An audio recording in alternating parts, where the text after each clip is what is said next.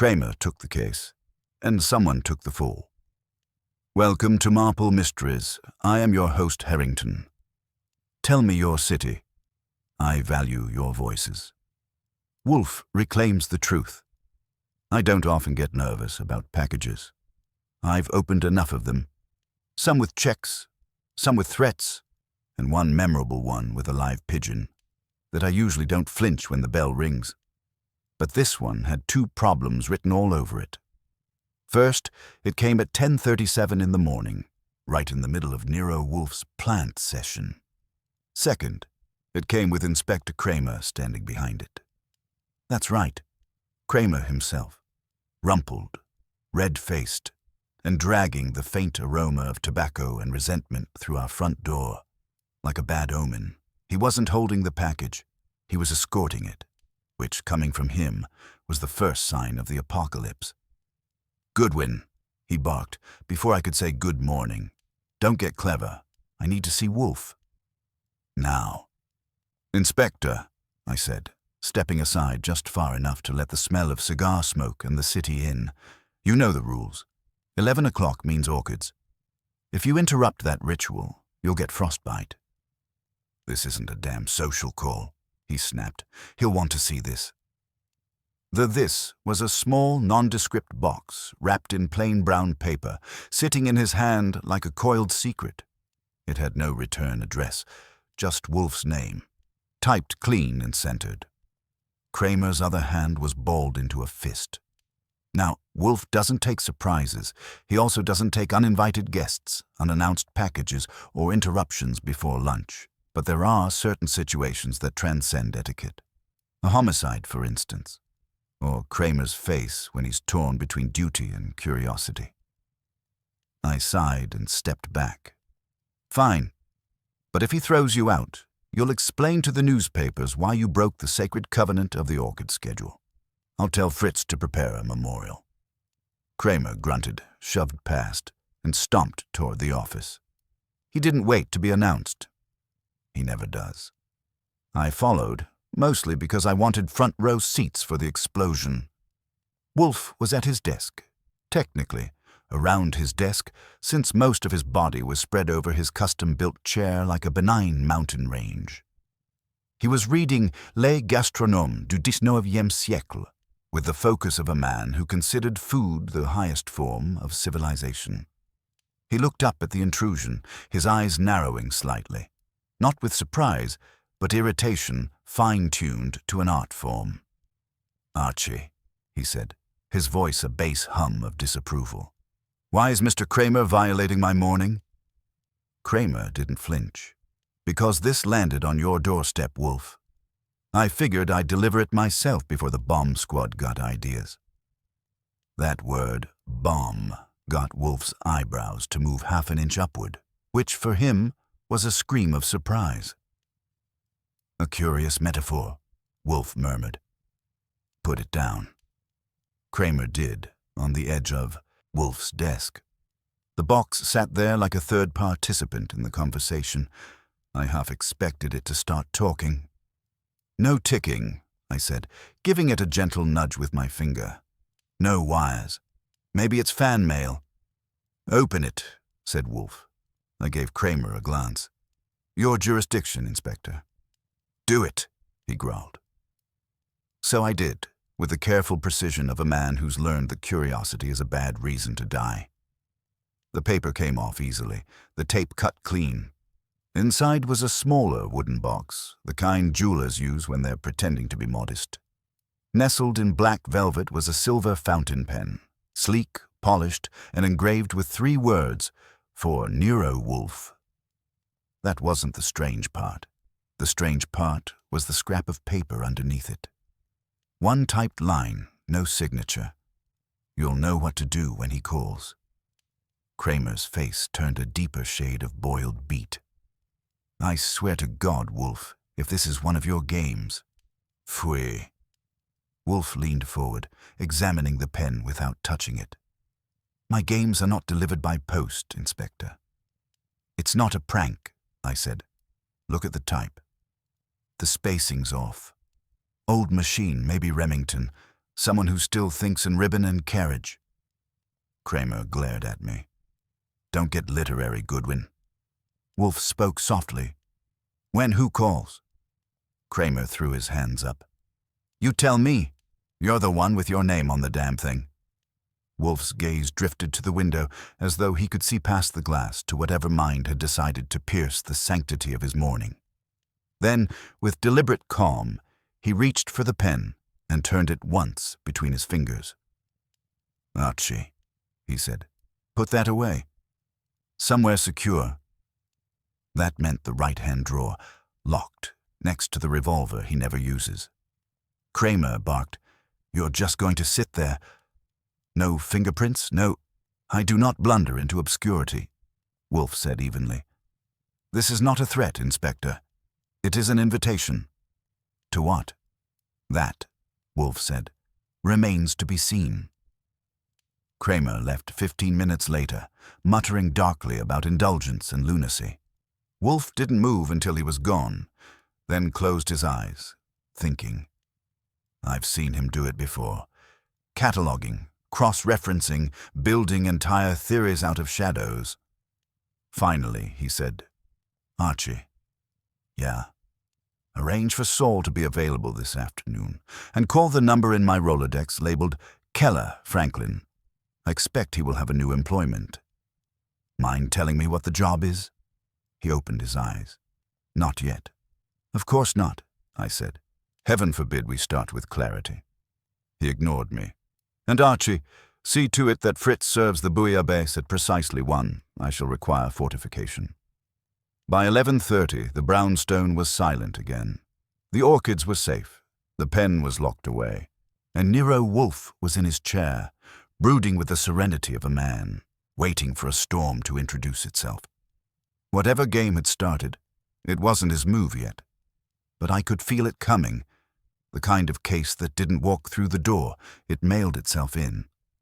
By the time Fritz announced lunch, the brownstone had settled into one of those uneasy silences that made even the walls feel like they were waiting for instructions.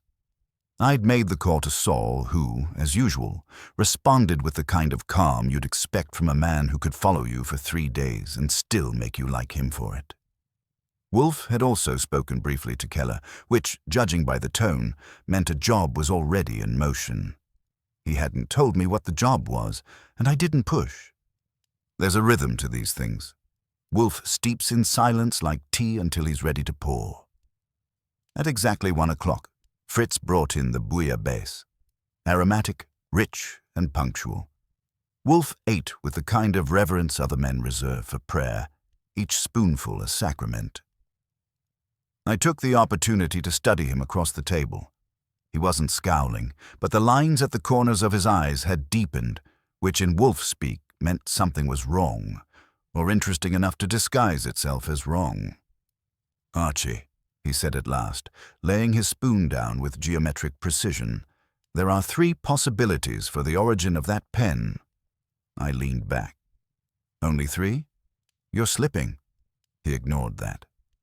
First, it may be the overture to a crime, perhaps a warning, though elegantly rendered.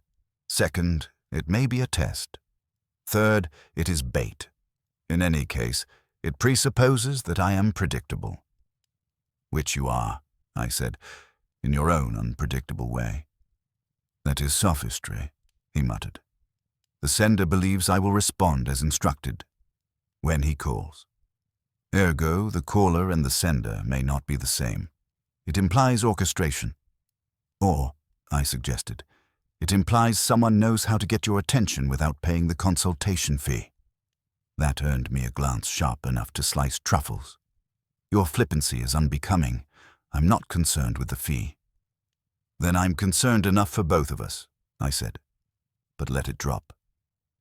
After lunch, I was at my desk typing up some notes that didn't exist, mostly to keep busy, when the phone rang. Wolfe's eyes opened. He didn't say a word, just nodded once. I picked it up. Nero Wolfe's office, I said. A man's voice came through, calm, almost polite, but too deliberate. Mr. Goodwin, I was told Mr. Wolfe would know what to do when I called. So that was it, the he. You were told right. Who's calling? I'd prefer to remain unnamed for the moment. I represent someone who wishes to retain Mr. Wolfe's services. A discreet matter and urgent. Then say so to him yourself. I passed the receiver to Wolfe, who took it as though it were a specimen under examination. "This is Nero Wolfe," he said. His tone was perfectly level. The kind you use when you expect either nonsense or genius. "You have my attention," the voice continued. "Something has been taken from my client. A document. Of little value to most, but significant to him. It was removed from his possession 3 nights ago. We have reason to believe it will be used to implicate him in a criminal act. My client cannot approach the police. He requires discretion." "Indeed," Wolfe murmured. "You are either excessively cautious or incautiously candid. Which?" "I'm cautious enough to offer an incentive. My client authorizes a retainer of $5,000, payable today." That was a large enough number to make even Wolfe's eyebrows stir again. "And what is the name of your client?" "Commissioner Humber." For the first time that day, Wolfe's composure cracked. Just slightly, a ripple in still water. He didn't look at me, but I felt the air in the room shift. "Interesting," Wolfe said softly. "The police commissioner, seeking my discretion. And who, pray, are you?" "My name is irrelevant.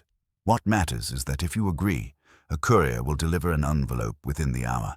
It contains details, and a copy of what we believe to be the stolen document's transcript." Before Wolfe could reply, the line went dead. He replaced the receiver carefully. "Archie," he said, "see that Fritz prepares a tray for coffee at 4. We shall have a visitor." "So you're taking it?"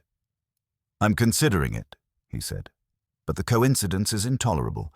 The item arrives addressed to me. Then a call, invoking an official who would rather perish than owe me gratitude. Cramer is a fool, but even he could not orchestrate such symmetry." "Meaning what?"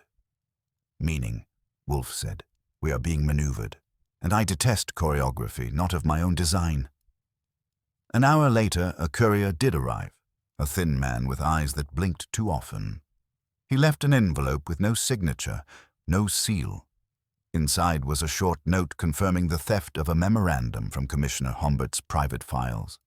Something concerning interdepartmental surveillance orders, and a faint carbon copy of the stolen page. The ink was smudged, but 2 words stood out in bold clarity. Cramer, authorization. Wolfe leaned back, steepled his fingers, and closed his eyes again. So, the game broadens, and our pen, Archie, our delicate trinket, was not a gift at all. It was a key. "To what?" I asked. "To the case," he said, "and possibly to Inspector Cramer himself." That was when the bell rang again. 3 sharp presses, impatient, familiar. Cramer was back, and this time I could tell from the sound of his footsteps that he wasn't delivering anything, he was taking something back. Cramer didn't wait for me to open the door this time. He pushed it wide enough to bruise the hinges and came stomping in like he was about to raid the place. I didn't need to be a detective to know he was mad. The veins on his neck had their own pulse. "Where is he?" he barked. "And don't give me any of that orchids until 4 crap." "In his office, naturally," I said. "Where else would he be? We don't keep him in the cellar." Cramer growled something about smart-mouthed secretaries and marched past me. I followed, mostly because I didn't want blood or cigar ash on the rug. Wolfe looked up when Cramer entered. His expression didn't change, though one could feel the temperature of the room drop 3 degrees. Fritz, bless him, had just brought in the coffee tray and froze in the doorway as if he'd stumbled into a duel. "Good afternoon, Inspector," Wolfe said evenly. "I see you've returned with an improved disposition." "Don't start," Cramer snapped. He pointed a thick finger at Wolfe. "You've been meddling again. The commissioner wants to know why his name is on a stolen document, and somehow your address keeps turning up." Wolfe raised an eyebrow, the way a cat lifts one eyelid at a barking dog. I assure you, I have not sought the commissioner's name, nor his document. Then explain this. Cramer yanked an envelope from his coat and slapped it onto the desk. Inside was a carbon copy of the same page Wolfe and I had examined earlier. I caught a glimpse of the same typed header. Cramer, authorization. Wolfe didn't move to take it. You have already examined it. Of course I have. It came from the commissioner's own files, stolen last week. You tell me why it was mailed to you. I cannot, Wolfe said. I have only surmise. You arrived this morning with a package, a fountain pen. Do you recall? Cramer's scowl deepened. You think that's connected? I do not think, Wolfe said calmly. I deduce. The sequence of events is too precise. This morning you brought me an unsolicited delivery. Within hours, a call came offering a case concerning a stolen document implicating you. Then you return, in possession of that very document's facsimile. That, Inspector, is what we call orchestration. By who? That, Wolfe said, is the question worth $5,000. Cramer threw his hat onto the table. You're making this sound like a game, Wolfe, but if my name's being dragged into a mess with internal orders and surveillance files, it's not just your precious decorum at stake. It's my job. I'm aware, Wolfe said, which is why you will sit. I will not. Sit, Wolfe repeated, and there was something in the word, measured, deliberate, immovable, that could have frozen a charging bull. After a moment, Cramer sat. I poured him coffee before he could argue further, which earned me a glare that I took as gratitude in disguise. Wolfe turned to me. Archie, recount for the inspector what occurred after his departure this morning. I did. Briefly. Saul on standby, the anonymous caller, the courier with the envelope. Cramer listened, jaw tight, drumming his fingers on the arm of the chair. So somebody's trying to hang this on me, he said finally. Why? Possibly, Wolfe said, because you are a visible target. Or perhaps because you are not the target at all, but a lever. Cramer grunted. Meaning? Meaning someone wishes to exert pressure on your superior, the commissioner.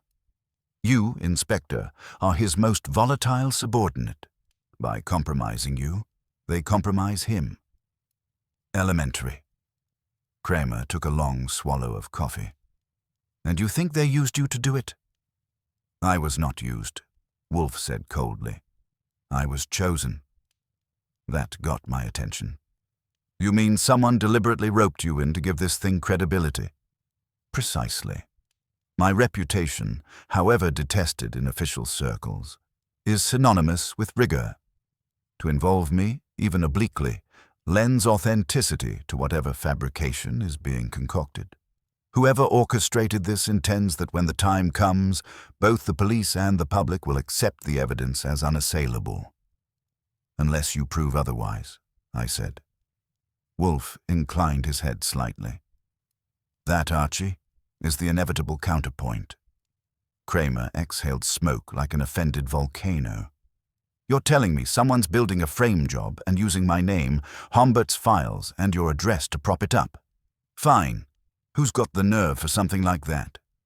Many men have nerve, Wolfe said. Few have finesse. We shall need to identify which category our adversary inhabits. Cramer stood abruptly. You'll let me know what you find. Undoubtedly, Wolfe said. But you will not interfere. I intend to proceed independently. Cramer hesitated, as if deciding whether to explode or surrender. Fine.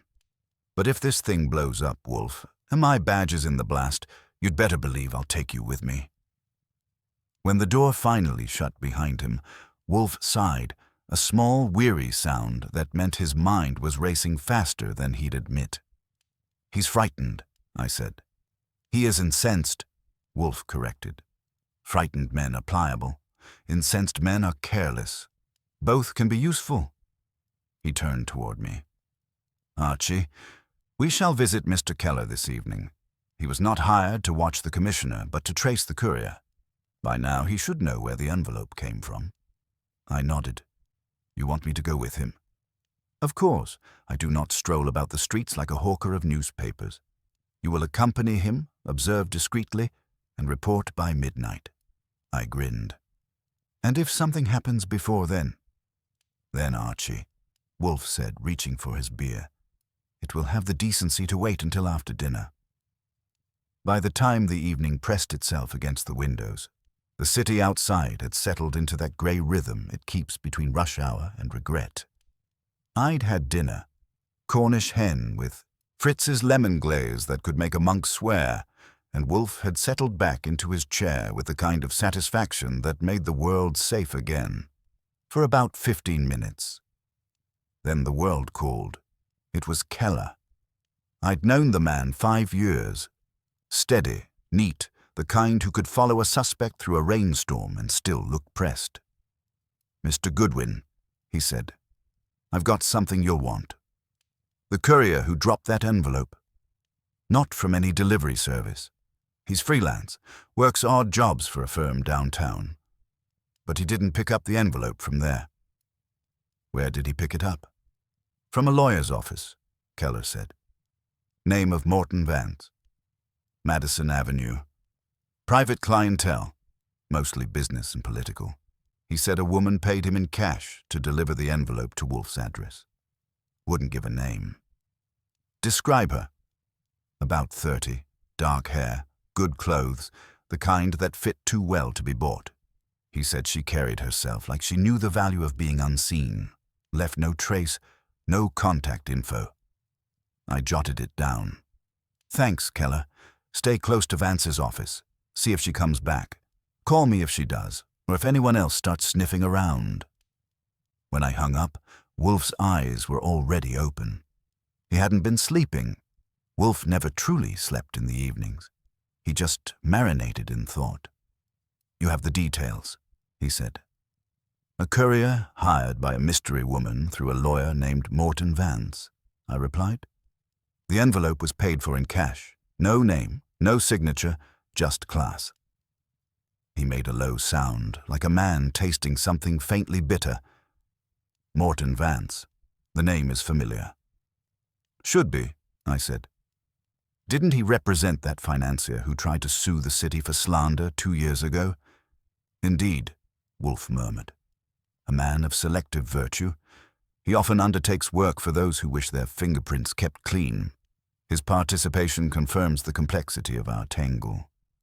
You think he knows who the woman is? I think, Wolfe said, he knows precisely who she is and precisely why he must not say. That meant I'd be paying Mr. Vance a visit. Wolfe doesn't like to move, but he likes information even less when it's withheld. At 8:30, I took the Packard and headed downtown.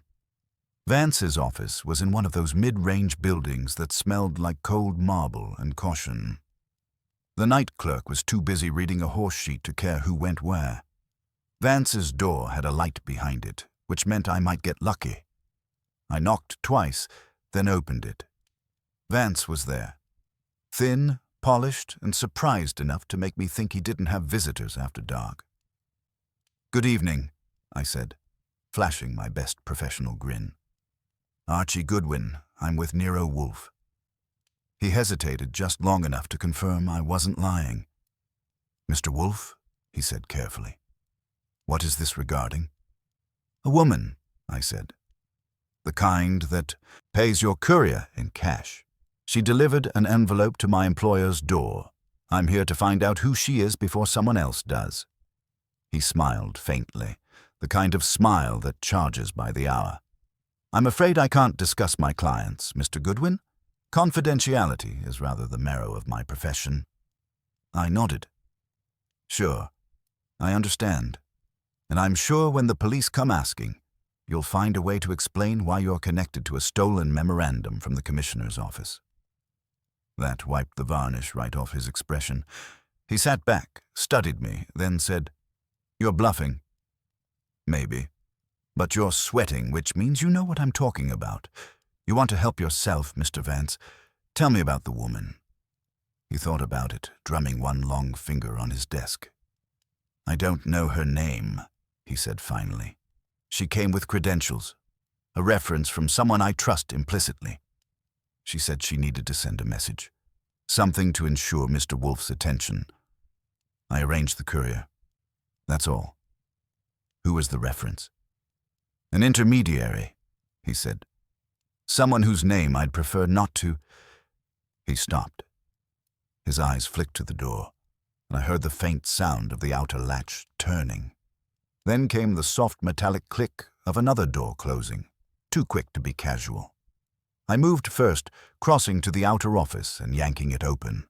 The hallway was empty except for the slow echo of retreating heels, a woman's, judging by the rhythm. When I got back, Vance was standing by his desk, pale and shaking.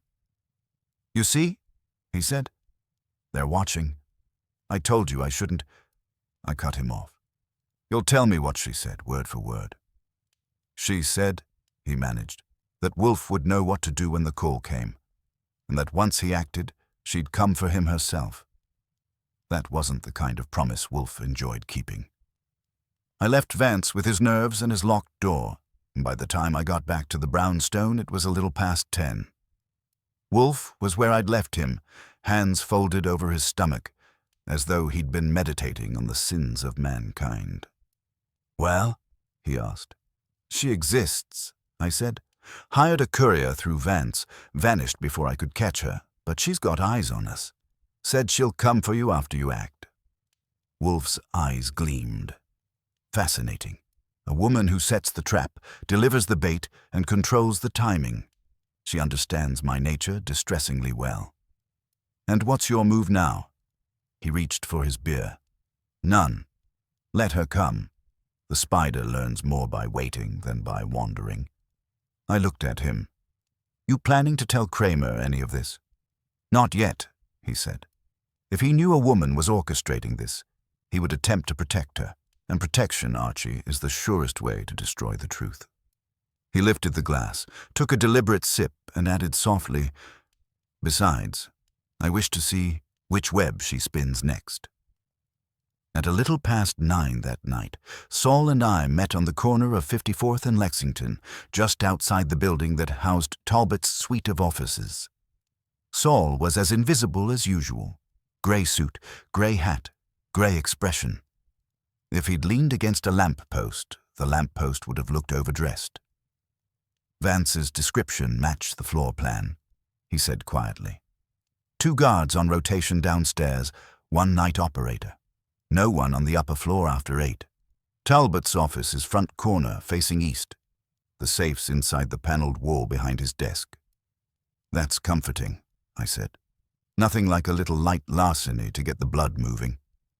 Saul gave me a look that counted as amusement in his world. "You sure Wolfe wants this done tonight?" "Wolfe doesn't want anything done," I said. "He wants it verified. If there's a document in that safe, we check it. If there isn't, we come home and tell him Miss Darnell's selling him air. Either way, we keep our fingers unburned." We waited for the night guard to disappear into the lobby's rear corridor, then moved in. Saul handled the locks, delicately, like they might faint if startled, and we were through the outer door in under a minute.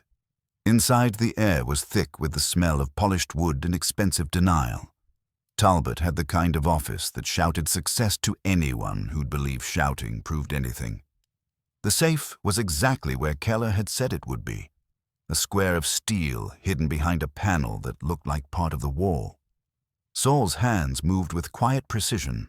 I kept an eye on the corridor and thought about the fact that if Cramer ever caught me doing this, I'd have a permanent reservation in a cell and Wolfe would pretend not to know me.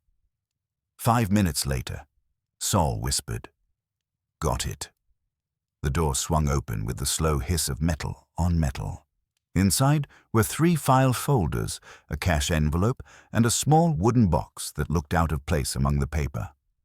I took the top folder. It was labeled Homber, Internal. Inside were carbon copies of memos on police assignments, a few interdepartmental letters, and 1 page that stopped me cold. The same typeface, the same alignment as the forged one that had landed in our lap. Only this one had a signature, Cramer's, written in real ink. "Looks like someone's been perfecting their forgery," I murmured. Saul leaned closer. "It's good work, but not perfect." He pointed to the bottom margin. "There's a faint impression, another signature, erased or pressed under. The kind you get when you trace over a genuine document." I flipped through the rest. More correspondence, all meticulously typed, all subtly altered. Talbot hadn't just stolen a document. He'd been manufacturing an entire scandal out of spare parts. Then Saul opened the wooden box. Inside, wrapped in black velvet, was another silver pen, identical to Wolfe's. "Well," I said, "either Talbot's got a thing for stationery, or he's the spider spinning Miss Darnell's silk." Saul was about to close the safe when we heard it, the soft ding of the elevator at the end of the hall. He looked at me. I looked at the door. We had maybe 10 seconds. Saul slid the contents back, wiped the safe's dial, and we melted into the shadow behind a filing cabinet.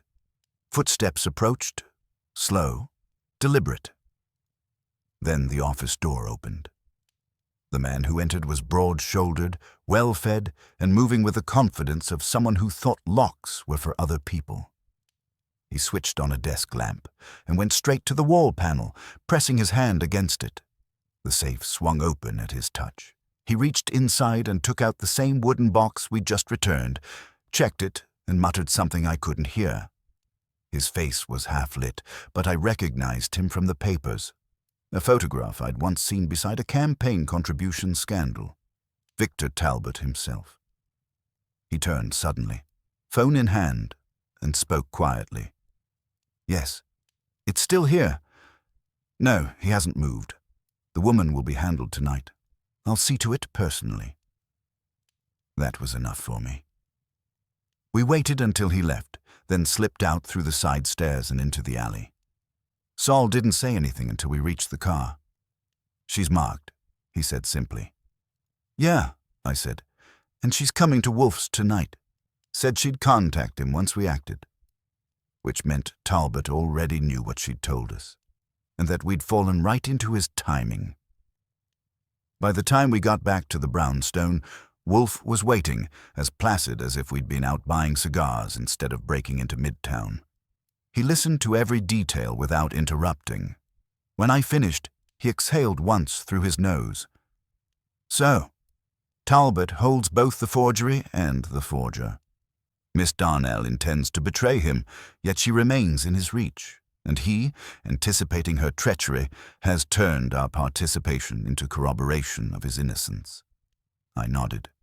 "Which makes us accessories in his alibi if anything happens to her tonight." "Precisely," Wolfe said. "He has arranged a tableau. He will destroy her and present us as witnesses who were deceived. The narrative is neat." "Then we'd better ruin it," I said. "Indeed," Wolfe murmured. "Archie, call Fritz. Have him prepare for guests, 3 of them. Miss Darnell will arrive uninvited. Mr. Talbot will follow, and Inspector Cramer, despite his obstinacy, will not resist an anonymous tip implying his reputation's final ruin. We shall receive them all at once." He leaned back, eyes half closed again, already orchestrating the next move. "Tonight, Archie, the brownstone will host deceit, fear, and vindication. Be sure the chairs are properly arranged." The brownstone never looked more like a trap ready to spring. Fritz moved about quietly, setting out coffee cups as if they were chess pieces, while Wolfe dictated arrangements with the calm precision of a man rehearsing inevitability. I was on the phone, placing one call that would guarantee Cramer's arrival. Nothing fancy, just an anonymous male voice tipping him off that a certain Victor Talbot was on his way to Nero Wolfe's with evidence concerning the commissioner's supposed leak. I didn't have to say more. Cramer's sense of duty is like gravity. Once it pulls, nothing escapes. By 10, the house was waiting. The lamps were low, the air rich with the smell of orchids and anticipation. Wolfe sat behind his desk, serene as a statue carved from arrogance. He had that look he gets before the pieces fall into place, the faint glimmer in the eyes, the stillness that isn't rest but calculation. "Archie," he said, "Miss Darnell will arrive first. Show her in without announcement. She must believe she still commands the situation. Then, within minutes, Talbot will appear. Cramer will follow soon after. We shall let them act according to their delusions." "And if Talbot's delusion includes a revolver?" I asked. "Then," Wolfe said mildly, "you will disarm him. Do not allow him to soil my carpet." That was Wolfe. Cool, calm, and more concerned with upholstery than bullets. At 10:15 sharp, the bell rang. I opened the door to find Miss Darnell. Same navy coat, but her poise was fraying at the edges. Her eyes darted once down the street before she stepped inside. "Mr. Goodwin," she said, almost whispering. "Is he here?"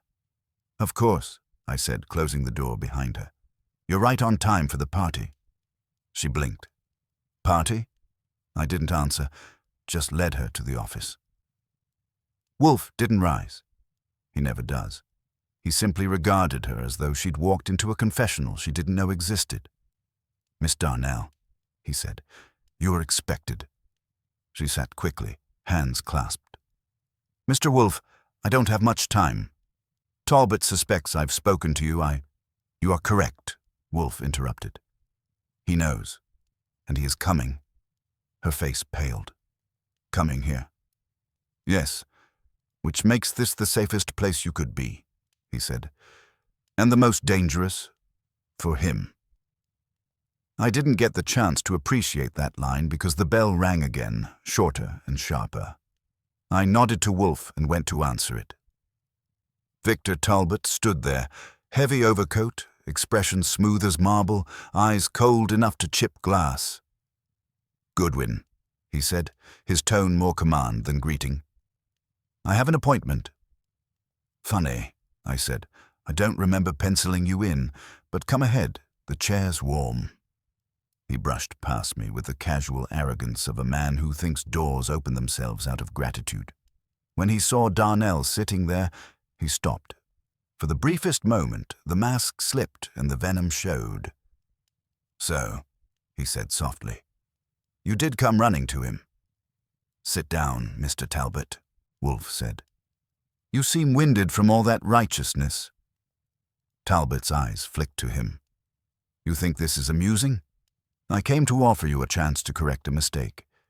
You've been fed lies by this woman. Lies that could destroy reputations." "I abhor lies," Wolfe said, "but I tolerate them long enough to identify their authors. Yours, for instance, bear a distinctive odor, like cheap polish on expensive shoes." Talbot took a step forward. "You're out of your depth, Wolfe. You don't understand what's at stake here." "I understand perfectly," Wolfe said. "You forged documents implicating Inspector Cramer and Commissioner Humbert, intending to collapse a pending investigation into your business dealings. You involved Miss Darnell as courier and scapegoat. When her conscience misfired, you decided to erase her. Tonight." Talbot laughed once, low and sharp. "You've been listening to melodrama. You have no proof." The third ring of the bell cut him off. 3 firm presses. I smiled. "There's your proof. It smokes cigars and wears a badge." When I opened the door, Cramer came barreling in like a man chasing his temper. He spotted Talbot instantly. "You!" he snapped. "So the rumors were true."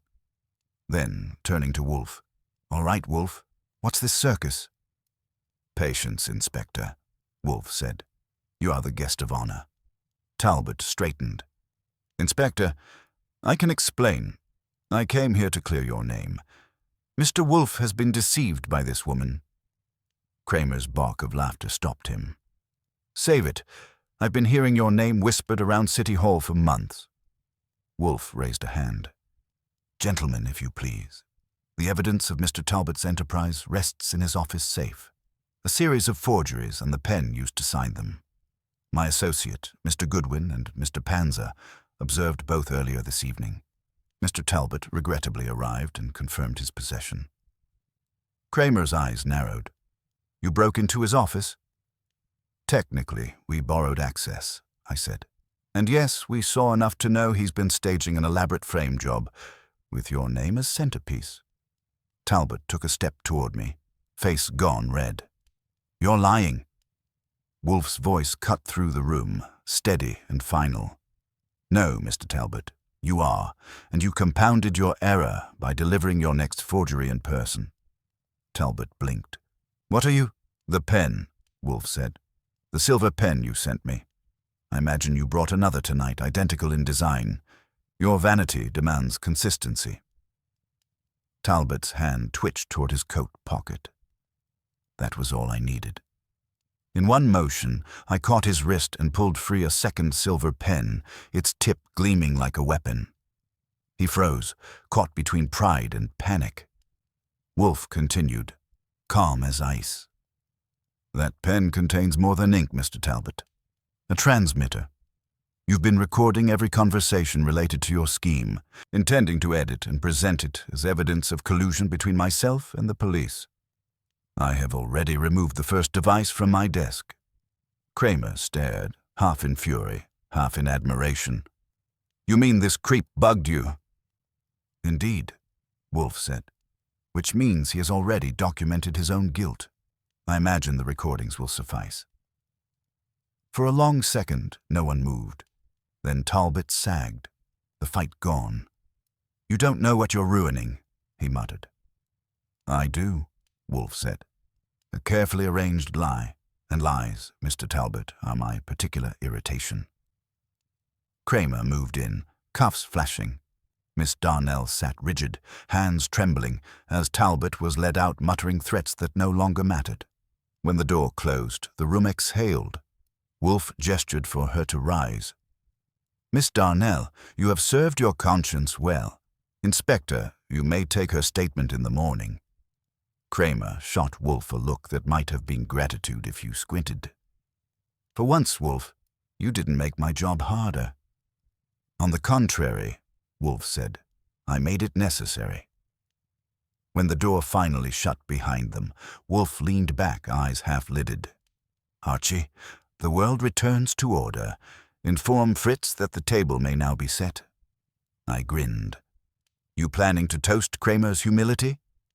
Puis, Wolfe murmured, I shall toast the endurance of logic amid chaos and the rarity of good bouillabaisse, which, in his language, was triumph enough.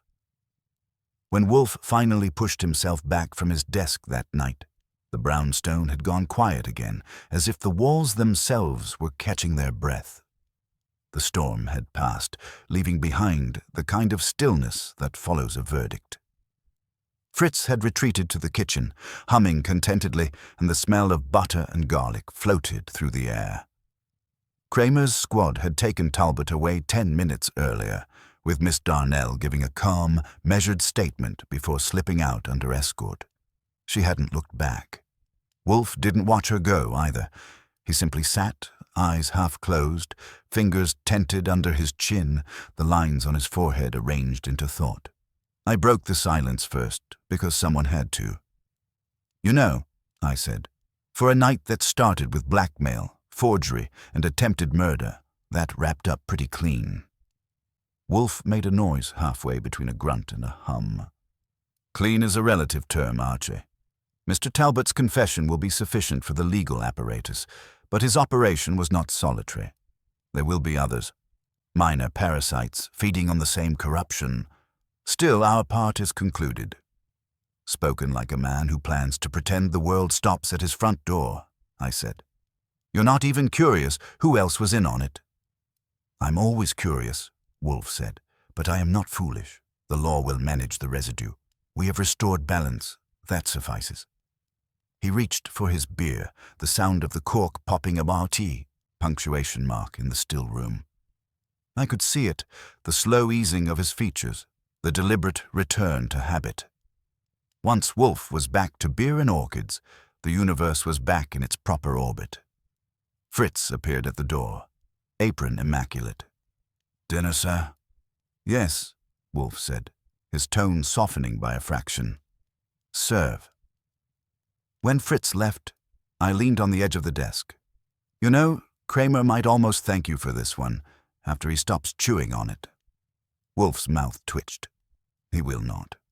Gratitude is an emotion incompatible with Inspector Cramer's constitution. He will tell himself that I interfered, thereby preserving the equilibrium of his irritation." "Sure," I said, "but you saved his badge." "I preserved the truth," Wolfe said simply. "His badge is incidental." We sat there a while, the weight of the night finally sliding off. The air was heavy with the scent of orchids from upstairs, sweet, precise, and alive. Wolfe let his eyes drift shut, and I knew that in his head he was already rearranging the puzzle, cataloguing motives, measuring human frailty like a botanist sorting flawed specimens. "Funny thing," I said after a while. "You didn't just solve this one, you let them solve themselves. You didn't even move from that chair." Wolfe opened his eyes. "That, Archie, is the point. Movement is for those without imagination. The most efficient hunter builds his trap in silence and allows his prey to walk into it willingly." "That's poetic," I said. "A little smug, but poetic." "Phooey," he muttered, and reached for another bottle. Fritz came back in then, rolling the serving cart like a proud butler announcing the end of an ordeal. Duck à l'orange, potato soufflé, green beans glistening under butter, and the faintest whiff of truffle from the sauce. Dinner at the Wolfe house. The only crime worth committing was interrupting it. We ate in near silence, except for the clink of silver and the occasional satisfied sigh from Wolfe. When the last of the duck was gone, he dabbed his lips, sat back, and finally spoke again. "Archie, do you know why Mr. Talbot failed?" "Because you were smarter."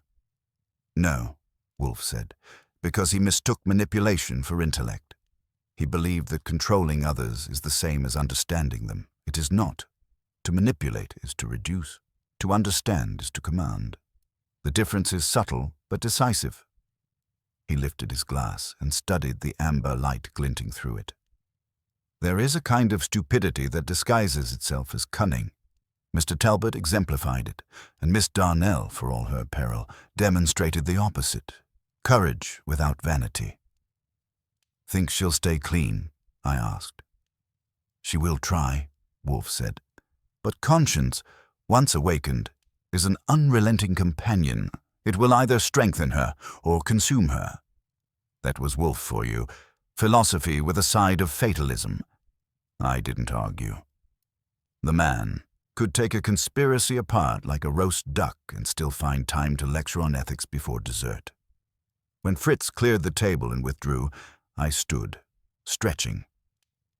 "So, peace restored, justice served, orchids safe, and no bullet holes in the rug. That's a record." He grunted again, eyes half closed. "There is always another disturbance waiting, Archie. But tonight I will permit tranquility." I went to the door, then paused. "You know, there's one thing I don't get. That pen, the first one. Why send it to you at all? Why involve you?" Wolfe's eyes opened just enough to glint. "Because, my dear Archie, even a deceiver needs faith. Talbot needed someone he could trust to believe the lie, until it suited him to reveal the truth. He chose me because he overestimated his own sophistication." He settled back, hands folded again across his stomach. "A common error, and one that keeps me well employed." That was my cue. I switched off the lights as I left the office, the last glow catching the edge of Wolfe's beer glass. Behind me, the brownstone fell into the deep, steady quiet that only exists when the world outside has finally been dismissed. Another night, another puzzle taken apart, and as I climbed the stairs, I caught myself smiling, because I knew the next time the doorbell rang too early or too late, Wolfe would scowl, I'd answer it anyway, and the whole perfect, infuriating routine would start again. The morning after Talbot's arrest began like any other day that follows a storm too quiet to trust. Fritz was whistling in the kitchen, the orchids were safe upstairs, and Wolfe was in his chair, half buried in the Gazette, pretending not to read the parts that mentioned his name. I knew better. Wolfe always claimed indifference to the press, but every time a reporter got the details right, his lips twitched upward by exactly 1 millimeter. By the time I'd finished breakfast, Cramer was on the front page again, this time under a headline that mixed praise with skepticism. Scandal averted, police corruption, plot foiled by unnamed consultant. That unnamed consultant was sitting 10 feet from me, polishing off the last of his coffee and scowling at the paper like it had personally offended him. "Any errors worth noting?" I asked. "Errors?" Wolfe grumbled. "The entire piece is an error. It suggests cooperation between myself and Inspector Cramer, which is absurd. I merely provided clarity where the police provided confusion." "Yeah, but the public likes a good story. You're the reluctant hero, he's the weary cop, and Miss Darnell is the brave insider who saw the light. Everyone's happy." "Phooey," Wolfe muttered, which is his version of applause. He folded the paper neatly and dropped it onto the desk. "I have no interest in narratives. Only results." The phone rang before I could point out that results without narrative didn't sell newspapers or cases. Wolfe motioned for me to answer, so I did. "Nero Wolfe's office," I said. A familiar voice came through, low and careful. "Mr. Goodwin, it's Miss Darnell." "Well," I said, "if it isn't our heroine, I saw your name in print this morning." "I'd rather it hadn't been," she said. "I need to speak with Mr. Wolfe. It's urgent." I looked over at him. He sighed, which in Wolfe speak meant, "Proceed." "You're in luck," I said. "He's pretending to be busy, but he'll see you." When she arrived 20 minutes later, the transformation was obvious. Gone was the navy coat and quiet confidence. She looked tired. No makeup, no performance, and the faint tremor of someone whose adrenaline had run out. Wolfe watched her the way a naturalist might observe an animal returning to the same trap it escaped from. "Miss Darnell," he said, "I trust you are not here to express gratitude." "No," she said. "I'm here because something's wrong. They released Talbot this morning." Wolfe's brows lifted. "Released? On what grounds?" "They say there's no recording, no evidence. The pen you gave Cramer was empty. No transmitter, no recording device. Nothing." For a full 10 seconds, Wolfe didn't move. His eyes narrowed, his breathing slowed, and I could almost hear the machinery of his brain shift gears. "Impossible," he said softly. The transmitter was unmistakable. "I'm telling you what Cramer told me," she said. "They took apart the pen in the lab. Nothing. Talbot's lawyer claimed it was all a setup, that you planted it. Cramer's furious." I gave a low whistle. "So we're back to being the villains." That didn't take long. Wolfe ignored me. "Miss Darnell, what precisely did Cramer say?" "That if Wolfe had evidence, he'd better bring it now, or stay out of police business for good." She hesitated, then added, "And Talbot's already talking to reporters. He's saying I tried to frame him to save myself." That got Wolfe to sit forward, which in our world was the equivalent of a panic siren. "Archie," he said sharply, "bring me the pen." I fetched the first one, the one Cramer had delivered with the note. Wolfe examined it under the desk lamp, turning it slowly between his fingers. Then, without warning, he unscrewed the barrel. A small metal tube fell into his palm, no larger than a paperclip. "There," he murmured. "The mechanism is simple, ingenious even, but it records nothing. It transmits only when activated externally. The signal would be captured elsewhere." "Meaning the real recording isn't here," I said. "It's out there, wherever Talbot's people set up the receiver." "Precisely. He anticipated his own capture." He never intended the pen to incriminate him, only to control the narrative of his innocence. Now, with the police declaring the evidence invalid, he may destroy the actual recording unchallenged. And we have no way to prove it existed, I said. Wolfe set the pen down, his expression unreadable. Unless, he said slowly, we can find the one man who knows where it was received. Vance, I guessed. Wolfe nodded. He facilitated the courier and the first delivery. His silence that night was fear, not ignorance. He knows more. Miss Darnell looked between us. You think he's still alive? Wolfe met her gaze. If he is not, we will know soon enough. Archie, you will find him. If he has been silenced, that fact alone will suffice to expose Talbot's next deception. I grabbed my coat, but before I reached the door, Wolfe added quietly. And, Archie, if Talbot anticipates your visit, proceed with caution. Men who manipulate truth often resort to cruder methods when words fail them. That was Wolfe's way of saying, don't get shot. Outside, the city was waking up. Grey light, grey buildings, and a story unraveling faster than I could run it down. Somewhere, Victor Talbot was already rewriting his own ending, and if we didn't find that missing thread soon, Wolfe's tidy restoration of balance would turn to chaos all over again. As I stepped into the cab, I thought about Wolfe's earlier remark, the difference between manipulation and understanding. Talbot had mastered the first. Wolfe, God help him, was counting on the second. Morton Vance's office looked different in daylight. Less like a lair, more like an apology. The glass walls caught the sun, but not enough to hide the fact that the place was empty. No secretary, no sound of typewriters, no faint smell of cigars. Just silence and a thin layer of dust where business should have been. The door wasn't locked, which was my first bad sign. Lawyers lock everything, drawers, desks, hearts, but this one had been left open like a farewell. Inside, the files were gone. The cabinets stood hollow, drawers pulled out as if someone had cleaned house in a hurry. I checked the inner office, calling his name once. No answer, but I wasn't expecting one.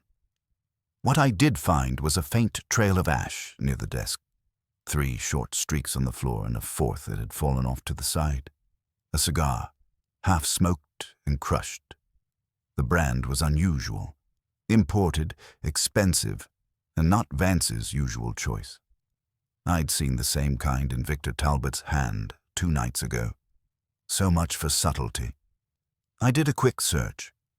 Vance's desk still held a few papers, a stack of mail, 2 unpaid invoices, and a receipt from the El Dorado garage, time-stamped at 6:30 that morning. I pocketed it and left the building, catching a cab uptown. The El Dorado was one of those anonymous garages that specialized in not asking questions. A thin man in greasy overalls looked up from under a hood as I walked in. "Help you?" "I'm looking for Morton Vance," I said. "He parked a car here this morning." The man wiped his hands. "Black Buick sedan. He came around dawn, said he'd be back in an hour." "He come back?" He shook his head. "Nope. Some other guy showed up instead. Tall, heavyset, wearing a tan coat. Said he was Mr. Vance's partner and took the keys. Drove off." I showed him a photo of Talbot from a press clipping I'd tucked in my wallet that morning. The guy's eyes went wide. "Yeah, that's him. Looked like he hadn't slept. Left about an hour after the lawyer." Which meant Vance was likely in that car and not driving it. I left fast, called Wolfe from the nearest phone booth and relayed what I'd found. He didn't waste words. "Archie," he said, "you will go to the police pier on the East River. There is a warehouse Talbot used for his shipping subsidiary, North Point Exports. If my reasoning is correct, that is where Mr. Vance will be, or what remains of him." I hesitated. "You've checked?" "I have inferred," he said curtly. and I have informed Inspector Cramer. He will arrive within the hour. Do not act alone." That was Wolfe's polite way of saying he expected me to disobey. The warehouse wasn't far. The air near the river was thick with salt and diesel fumes, the kind that sticks to your clothes and conscience.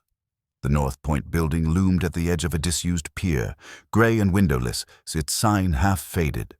The front door was chained, but a side entrance hung open just enough to invite trouble. Inside was dim and cavernous, rows of crates, the sound of dripping water, and something that smelled like oil and metal. I moved carefully, revolver in hand, ears tuned for anything breathing that shouldn't be. Then I heard it, a faint, rhythmic tapping, like metal striking wood. I followed the sound down a narrow corridor to a smaller room at the back. There, tied to a chair and looking like he'd been through a polite version of hell, was Morton Vance. His face was swollen, one eye closed, but he was alive. The tapping was his shoe against the floor, a weak attempt to draw attention. "Goodwin," he rasped when he saw me. "You shouldn't have come." "Yeah, I get that a lot," I said, cutting him loose. "Where's Talbot?" "Gone. 10 minutes, maybe. He said he was—" Vance coughed, ending the story himself. Something about the recording, the transmitter. I didn't need the rest. I bolted for the loading dock just as a black Buick peeled out onto the pier road. I ran after it, firing one shot into the air, not to hit, but to make him flinch. He didn't. The car swerved once, then sped toward the open end of the pier. By the time I reached the edge, the Buick was gone, its taillights swallowed by the river. A faint slick of oil spread on the surface, catching the morning sun. Cramer arrived 15 minutes later, sirens cutting through the wind. He saw me standing there, coat-soaked, and didn't ask stupid questions. "He's gone." "Yeah," I said. "Took the easy way out." Cramer spat into the water. "Bastard. Saved me paperwork." Then he added, quieter, "You and Wolfe pulled this off cleaner than usual. You'll tell him I said that."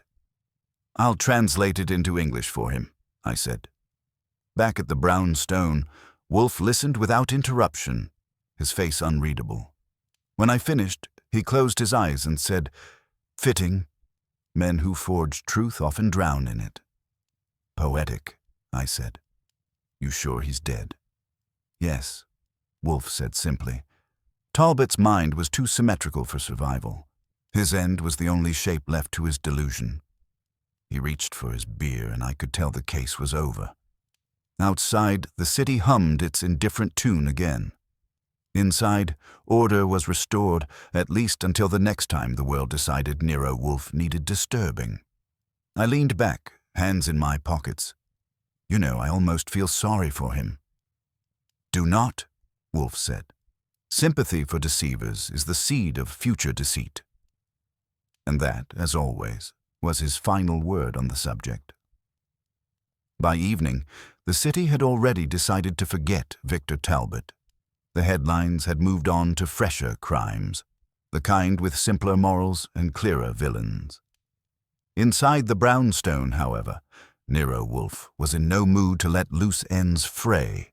He sat behind his desk as though gravity itself owed him obedience, and I could tell by the stillness of his hands that his mind was chewing through something it hadn't finished digesting. I was at my desk, halfway through writing up the report Cramer had demanded, when Wolfe said, "Archie." That one word carried enough weight to make me stop typing. "Yes, sir?" "There is a discrepancy," he said. "Mr. Talbot's escape was too neatly timed, his death too conveniently witnessed. Men like Talbot do not embrace oblivion unless they can dictate the terms. Have you considered that possibility?" I had, but I hadn't wanted to give it air. "You think he faked it?" "I think," Wolfe said, "that a man who forges identities can also forge endings. The absence of a body confirms nothing but absence." I frowned. "So what? He swims off into legend while we sit here polishing morals?" "Pfui, he cannot swim. He can, however, bribe. The Buick may have been retrieved, the body replaced. He had the means and foresight. What he lacked was the discipline to disappear cleanly. He will surface again, figuratively, if not literally. And what happens when he does? Wolfe's gaze dropped to the pen on his desk. The first one, the trigger for everything. Then, he said softly, we will know whether he was fool enough to keep a record of his own deception. I didn't have long to wonder what that meant, because the phone rang again. I picked it up, and a familiar voice, Cramer's, growled, Goodwin, put Wolfe on, and don't tell me he's cultivating orchids. This won't wait. I handed it over. Inspector, Wolfe said. Wolfe, you were right, Cramer said, his voice sharp but tired. We dragged the river again. No body. Buick's there, door open, but nothing inside. Not even prints. Talbot's vanished. Expected, Wolfe said simply. I'm not done, Cramer snapped. We also found something else in one of the crates at his warehouse. A portable receiver, wired for sound. Whoever used it was recording from your address. Looks like he'd been intercepting your office for days. My stomach turned a little. You mean? Meaning, Cramer said. Talbot's got every word of your conversations on tape. You and Wolfe talking about the forgery, the safe, the break-in. If he leaks that, he can spin you both as co-conspirators. Pfui, Wolfe said. He cannot. The truth is not subject to editing. Try telling that to the papers, Cramer shot back. Find him before he does, Wolfe. I'm already catching heat for letting you two near the case in the first place. When the line went dead, Wolfe sat motionless for a long moment, then said, Archie, bring me the pen again. I did, setting it on the blotter. He examined it once more, eyes distant. Mr. Talbot believed he orchestrated his own redemption. He recorded every word, intending to use my precision against me. Yet he overlooked one detail. What detail? The recording would also contain his voice, Wolfe said. Each time he called, each lie he delivered, perfectly preserved. His downfall, once more, is within his triumph. He will not resist broadcasting it. It was the kind of logic only Wolfe could make sound like prophecy. I didn't even bother asking how he planned to prove it. We didn't wait long. 2 nights later, Fritz brought in the evening paper, folded to a small column in the back. Wolfe had been right again.